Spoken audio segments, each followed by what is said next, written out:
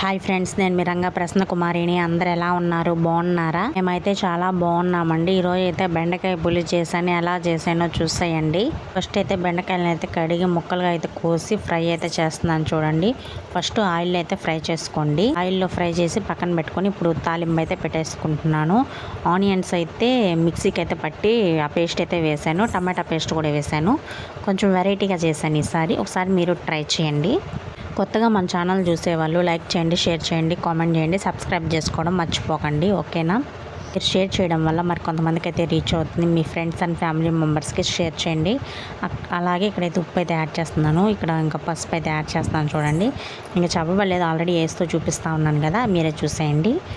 ఇంకా చూడండి, మధ్య మధ్యలో మా పాప అయితే అరుస్తూ ఉంది ఎత్తుకొని. ఇంక సర్లే అని చెప్పేసి ఇంకా బెండకాయలు ఇంకా టమాటా అదంతా ఉడికిన తర్వాత బెండకాయలు అయితే ముందుగానే ఫ్రై చేసుకున్నాను కదా, ఫ్రై చేసినవి అయితే వేసేసి కారం అయితే యాడ్ చేస్తున్నాను చూడండి. కారం వేసేసి బాగా కలిపి కాసేపు అయితే ఉంచాను.